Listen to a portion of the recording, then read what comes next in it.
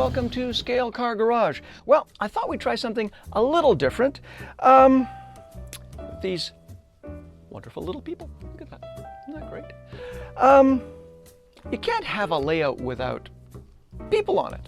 And there are so many different types of figures that you can get. You can get figures that are already pre-painted and actually articulated. Can you imagine? Look at that. Look, 1/32 scale, and you can move the arms and the head. Isn't that cool?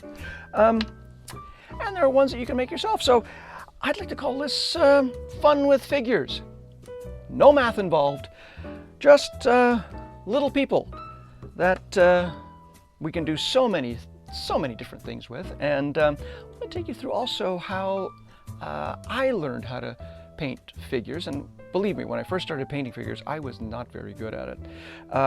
And I still have a lot to learn, but let me sort of point you in the direction of where I sort of learned how to do it, or at least sort of first developed the method in which I paint them. So I'm blithering on again. So why don't we get started here at Scale Car Garage.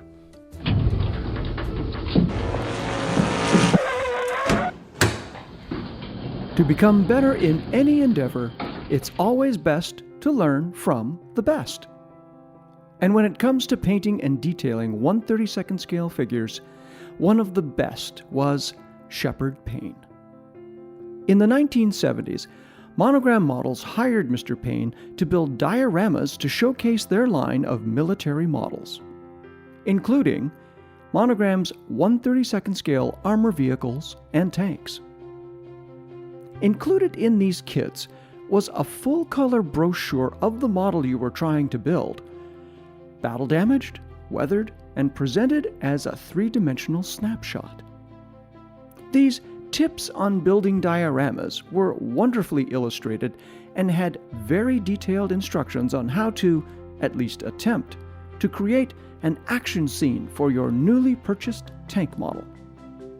The element that really brought these dioramas to life were the figures.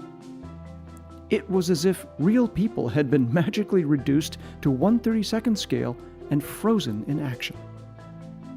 They were amazingly detailed and in poses that made them seem to be moving. Better yet, the brochures illustrated how to create and detail these figures. Or at least how Mr. Payne created and detailed these figures. For me, this was light years away from simply using Tester's flesh color and hoping for the best. Thankfully, the techniques outlined in these brochures are very applicable to painting and detailing 1/32 scale figures for model racing cars. One of his techniques is to swap different parts of figures to create a new one with unique poses. So sort of in keeping with what Shepard Payne was showing in his monogram literature, taking different parts of different figures and putting them together.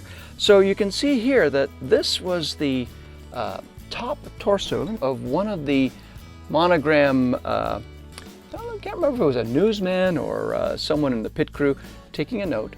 And then the bottom was from another figure that I had created that, well, didn't come out when I cast it properly. So I put the two together and suddenly we have this.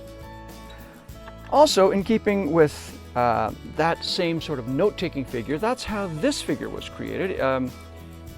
One note-taking figure's head was not well formed, so I added a different head. And look at the different expression. It's really kind of cool. You get two different takes on note-takers. So I'll put them right here so you can see that. They are really quite unique.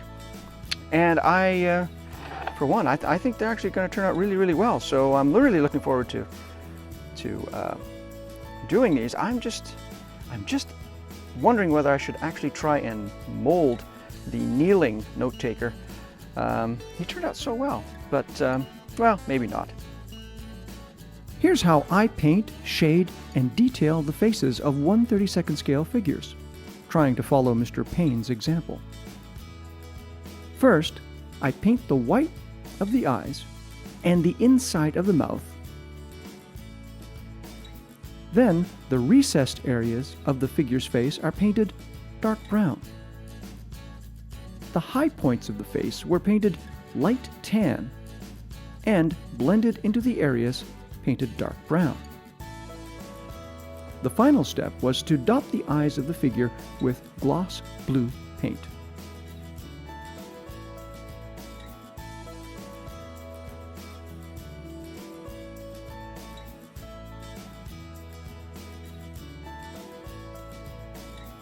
Using this technique, I painted some heads that I purchased from Immense Miniatures.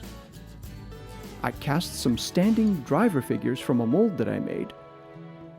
And as I did with the writing figures, I removed the driver figure's head, followed by the arms, and replaced them with arms in other poses, and painted them with a base coat of flat gray. Here are two completed drivers, Graham Hill and Dan Gurney. All right, so here are Graham and Dan. I think they actually turned out really well. I'm so pleased. Now you can see how the Dan Gurney figure is essentially the monogram body with the Immense Miniatures head all painted up. I think it looks great. Wow, I'm so pleased at the way it turned out.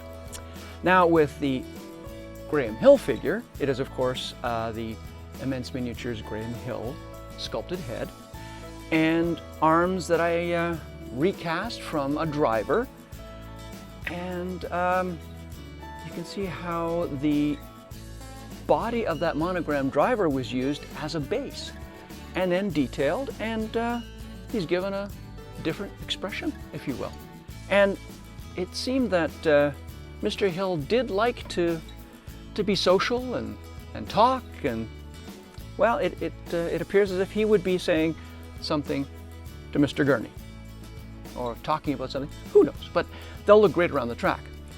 Thanks for hanging out with me here. I'll give you a better look here at our first episode of Fun with Figures, and I hope you had fun with these figures. I've got lots more to do, so hopefully we'll do more, and with your inspiration, we'll get our track really well populated. So thanks again for joining me here at Scale Car Garage.